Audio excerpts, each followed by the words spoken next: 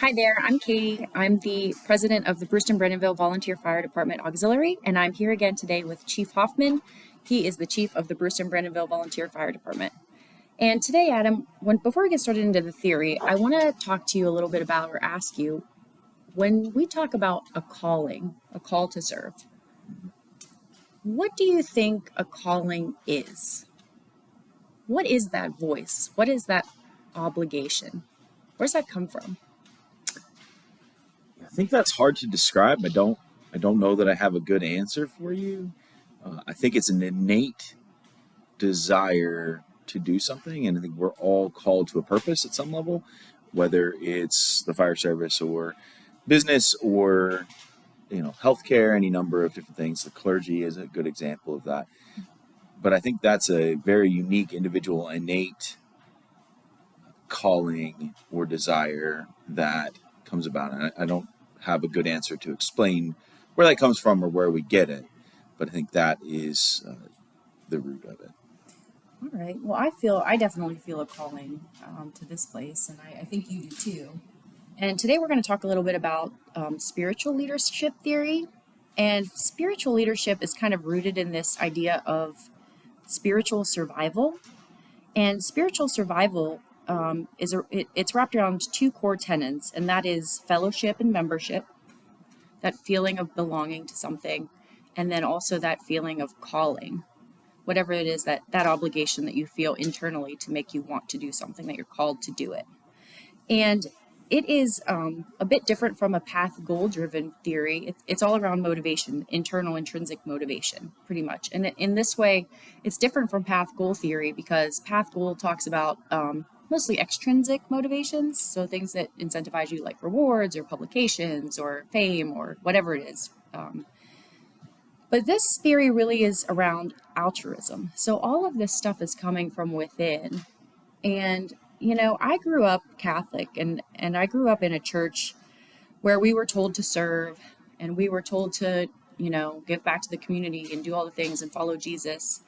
And spiritual leadership doesn't necessarily have to do with God or Jesus, but it has to do with that sense of community and wanting to do something, not because you get something out of it that's tangible.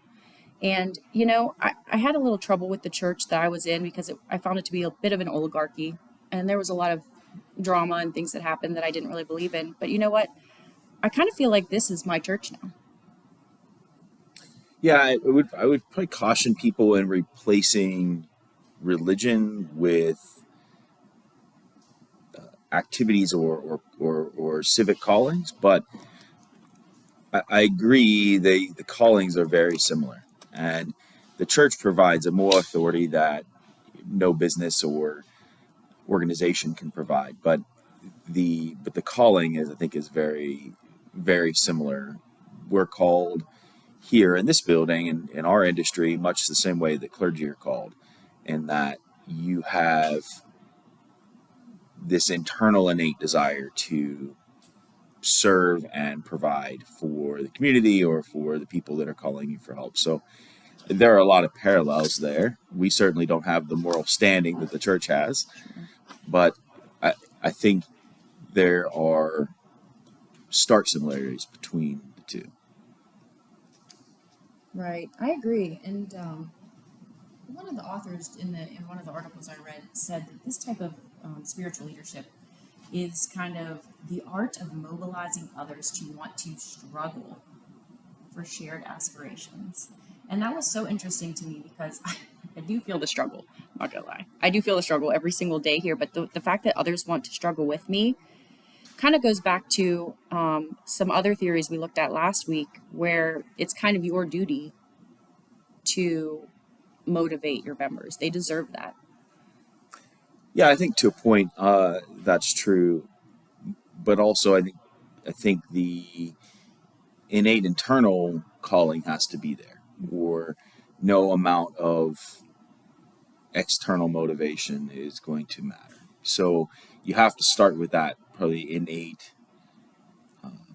motivation in yourself, and then as leaders, we're called to assist and guide the struggle. It's funny that you brought that up with our last comment, because the word Israel actually means in the original text, we who struggle with God. And I find that interesting, that parallel, because struggling for a higher purpose, I think, is what humans have to do to find their purpose, to find their meaning. Whether it's religion, whether it's a career choice, or whether it's a civic responsibility. Struggling, I think, is part and parcel with the deal, and anything worth doing is worth struggling for. And that comes with the territory. Right. So maybe it's part of that. What is a calling? Maybe it's part of that is just the willingness to struggle. I think so, and I think you can, if you find your why, you can bear almost any how. So finding the why and the reason for that struggle, I think, is paramount. We're all going to struggle. That's part of life, and so find a reason that makes that struggle worthwhile. I agree. So back to that idea of kind of spiritual survival, makes it sound like you absolutely need it. You absolutely need some sort of membership and calling to survive in this life. And I also saw another really interesting quote in an article written by Fry that was called the Toward a Theory of Spiritual Leadership. And he quoted someone from 1950, Horton, that said that there is no path in life left except for death through conscious or unconscious suicide. Let me read that one more time. I kind of stuttered there. There is no path in life left except for death through conscious or unconscious suicide. Yeah, I think that's true. I think you pick your heart. You choose to die for something, or you choose by inaction to die for nothing. And so you're going to give your life one way or the other. There's no way out. You're all in, right? So there's only one way out of this life, and it's through death. So you either pick your heart and get to choose your sacrifice, or it chooses you. And if it chooses you, then maybe it's not, the how is not worth the why. So I would suggest that that's certainly true. I think that resonates with me, that you get to pick whether you die for something or you just die. It's really powerful when you put it that way. And the article also stated, Fry also stated, that people need something to believe in, someone to believe in, and someone to believe in them. So it kind of takes this leadership thing full circle, where you take the calling and you take the motivation and you take someone who's willing to work with you to share that struggle, and then you can look up to them and they're going to believe in you. And I think that's so powerful. And I think it's kind of what makes, like you said, meaning in your life. And if you don't find that calling, I mean, that might be why there's so much struggle in the newer generation with, we talked about in our first episode how volunteerism is kind of a dying thing, but also mental health is at an all-time low. Mm-hmm. So I wonder if those things might be somehow related. I'm sure that's true. We've given this really bad message over a couple of generations that you're no longer responsible for what happens in your community. You're no longer responsible for taking care of your neighbor, or looking after your community. That civic responsibility is somewhat faded in our society, much to not only society's detriment, but in my opinion, to your individual detriment as well. That's a huge lie that we tell people, that you only need to make money, you only need to have a family, that's all you need to do. And I think our best selves are the selves that take responsibility and work at bettering whatever it is they choose, whether it's the church, whether it's the community, whether it's the country at some level. And I don't mean that in ethereal, march and protest giant things that we can't change. I mean in the everyday, day in and day out, take responsibility for showing up and doing the work. We don't have nearly enough showing up and doing the work in our world. Right, and Fry also says there's a lot of theories discussed in this leadership, spiritual leadership theory. Um, but Fry talks about a little bit of, it's called a learning organization, where patterns of thinking is nurtured and collective aspiration is set free. And in a learning organization, um, you celebrate the noble effort, and the members will in turn do what it takes rather than have this mentality of that's not my job. Yeah, I agree with that. And I think you are, as a leader, you both have to foster that culture, excuse me, and then also demonstrate it in your own actions and being a lifelong learner, taking uh, and then taking the blame. Uh, one of the it was an interesting article I read not too long ago that said that the reason that Nazi Germany was so productive in warfare was the company level officer, that they produced the best in the world company level officers. And what made their warfighting so good was that they taught and preached the enthusiastic acceptance of responsibility. And so let me dive into that for a second. What they're talking about there is the when everything goes right, the guys get the credit, and when everything goes wrong, the leader gets the blame.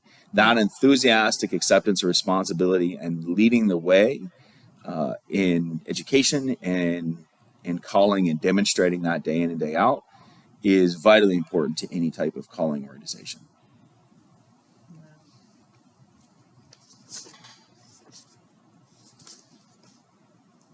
I found this theory of leadership really interesting. This, when we talked about servant leaders and we talked about behavioral theory, those were all hows. Those were all how to be a leader, right? This is talking a lot more about why and how to create and demonstrate the why. So to me, this is a foundational concept. But you notice in the one article that you referenced from Fry, when they started to try to define how to do that in a larger context outside of one organization, it became incredibly nebulous and incredibly hard to, they could draw some parallels, right, between AA and the clergy and civic organizations, maybe like a fire department, and they could draw some parallels there. But I think this is ideas for creating the why in your organization, but it's really hard to nail that down in a broader sense. And so, being a servant leader is a how. That's how you get it done. But you have to start probably with what is the calling, what is the mission, and why is it important? And I thought this was a little different take on that, on those ideas. Yeah, and I always did consider myself as a servant leader, and after I read this article, I did start to kind of question, why am I a servant leader? Why do I like that? Because maybe, and it made me start to examine through the lens of being a servant leader, maybe that's not enough. Maybe it's not enough to just lead by example, and not enough to just kind of pass through everything. Maybe I have to be looking at, motivation and the truth and being excellent and how to facilitate that in members where they feel a sense of fellowship. And again, that's different with my auxiliary and your firefighters, but at the end of the day, I think it's all very similar Well, structurally. the calling might be different, the mission might be different in some way, Right. but both have a calling and both have a mission that you can point to and say, this right here, this is why we're doing it. And this is why what we're doing matters. I find this is probably a lot harder to do in most businesses, Yes. right? But not all business. Like Tesla has a why, right? And that's one of the things that makes their organization so powerful, and they can all get behind it, is because they have a why. And that it's going to be a lot harder to do if you think about you know the owner or manager of a McDonald's franchise. The why is not nearly as on the nose maybe as a fire Sure. department. And yeah. But I think you could probably find one, right? Money might be one. I don't know that it's a super strong one, but it might be one. And communicating that clearly, the mission and the why is, I think, where you have to start as a leader. We actually have it kind of easy here Mm-hmm. because the why is pretty apparent. The why kind of produces itself. Yeah. Sometimes you have to come back to that and remind folks of why we're doing what we're doing and why it matters. Mm-hmm. But It's very clearly helping the right. community and I mean, that's the point individuals and here, right? in times of really desperate, dire Right. need. And then from your angle, helping the community as they are in a car accident, as they are in a fire. And then, the auxiliary coming in as the business needs things and as the guys need things. We do relief drops on scenes to make sure that the guys are comfortable if they're out there for 12 hours. And that's a lot of the reason why our auxiliary is made up of family members and loved ones of firemen. It's not exclusive to them, of course, but we have a vested interest in making sure that you guys are able to help your community, which makes us feel like we're helping our community. Yeah. And I think that you bring up an interesting point about the business kind of aspect of things. Like, what is the business? Like, is a banker or a realtor going to have the same why as a fireman or a doctor or a teacher? No, probably not. And that kind of comes into where spiritual leadership is a level up from path goal theory in leadership. So path goal really just talks about the means to getting that motivation. So sometimes it's extrinsic, where you have to get a reward, like money or time off or something like that. And then sometimes it's intrinsic, where your work is your reward. And it's interesting because, I also work at the university at WVU, and I also feel like sometimes, even though I wish I sometimes made more money or wish I had more time off or this or that, my work still is my reward.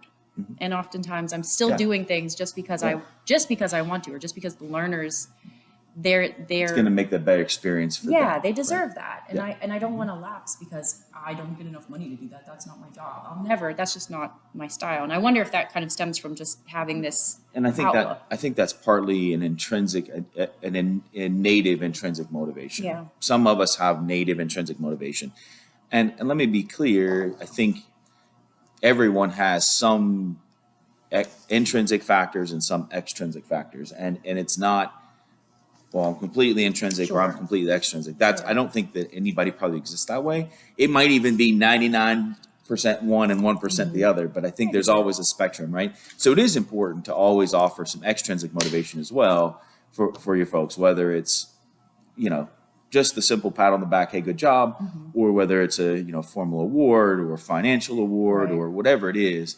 I think that still is important, but the intrinsic motivation that I've seen in the fire service will get you far farther in your career than any extrinsic rewards will. If you have that and you can foster that, and as a leader, you can help people gain that or grow that or keep that by constantly bringing it back to that why we're doing what we're doing, and help them get that intrinsic motivation. When we talked about, I think it was our first episode of this, we talked about kind of the younger, adrenaline junkie firemen, right? That's an extrinsic motivation thing, Right. even though it's internal, and those guys fade out. They burn out. They're not going to be here. Sometimes that changes, and you grow into different motivation. But Right. if that's all you can come up with, if that's if you never gain a deeper intrinsic motivation, understanding the calling, then you might be a great fireman even for several years, but you're not going to make a career of this, because it's not. You need more than that, because Right. that goes away. You may not want to struggle like that anymore. Right, that goes away. Right. So, just to recap on, you said something about, like, through this article that I read on spiritual leadership that we were going over today, there were so many action verbs. I mean, veracity, serenity, transcendence, unity, humility, charity, empathy, excellence, gratitude, strategy, faith, etc., etc., etc.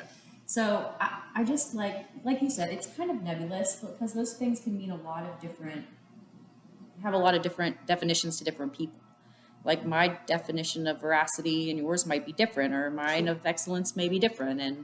And it just, I think that the principles are very intuitive, but when you get so caught up in so many, I mean, when I was reading through this, the more pages I turned, the more words there were about saying kind of the same thing, like over and over again, like just positive action verbs, like, which, obviously, like, you want to be doing all of these things. And I think that that's there in this kind of universe of spiritual leadership. But I think it really does.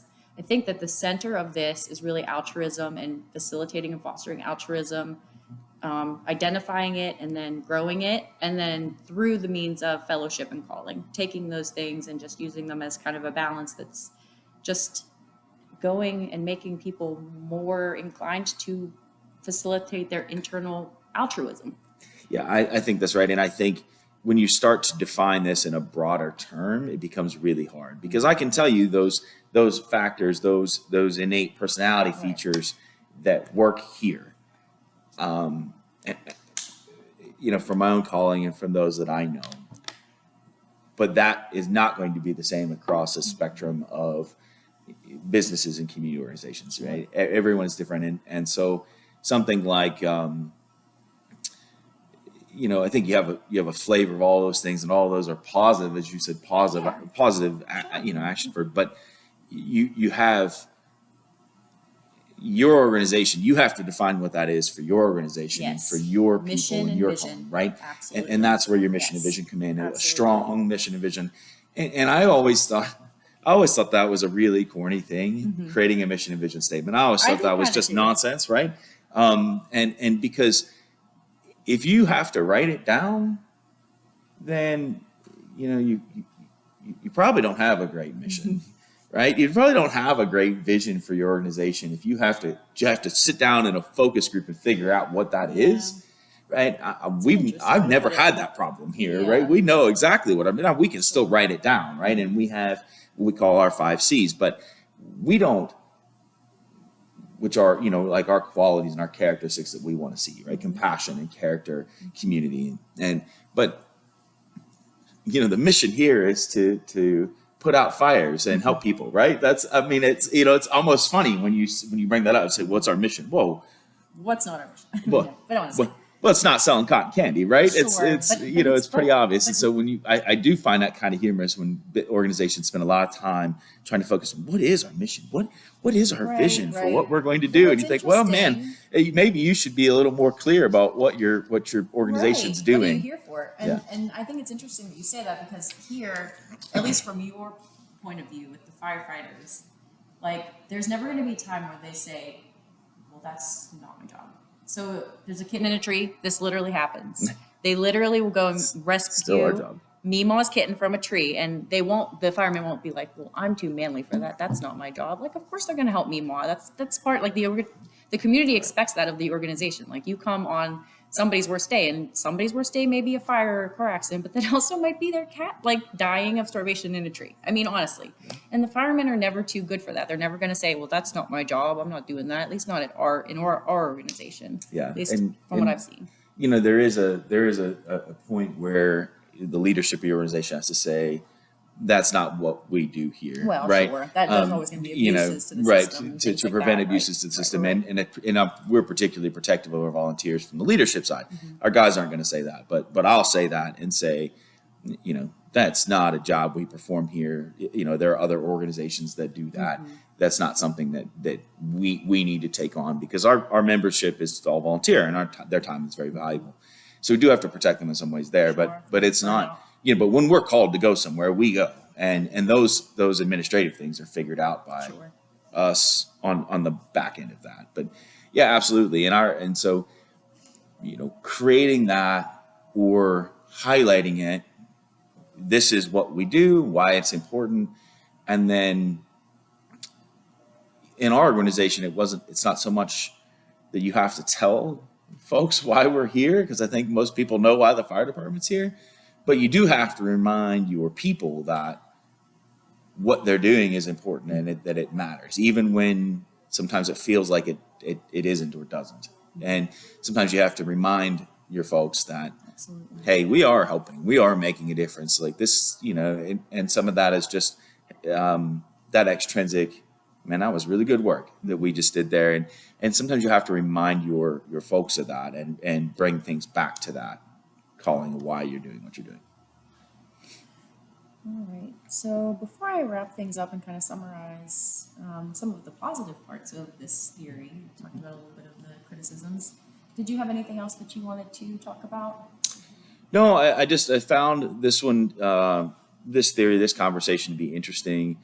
It almost would have been, it might have been better to talk about this one first, because I think if you look at it the way I've seen it, establishing the why and then talking about the how, I think might be a better. Maybe we should have done this one as episode one, but Yeah. it creating that why and then remembering that why is critical to, I think, most organizations' success. Absolutely. And that ties in. So the things I was going to talk about just at the end to summarize is that, we said there was a lot of positive action words, and that as the pages went on, it became a little overwhelming when we were examining the theory. But there's a lot of overlap in things that we have talked about, like you said, and Sure. if we go back to those, like the spiritual leadership theory goes back to the skills theory when we talk about things such as effective communication. You have to have that with spiritual leadership, and then behaviors such as humility and veracity and strategy need to be exhibited, to express spiritual leadership, and situations such as striving for excellence and growing motivation. So all of those theories that we've discussed in the previous episodes do apply this, like more as like the how, the means to get to this why. So I think that really summed it up really well, Adam. And I really appreciate, again, your time here today. Of course. Thanks for having me. And there's a lot happening simultaneously here with this theory, but the core tenets of spiritual survival, I think, ring true. Thanks again. Thanks for having me. We'll see you next time.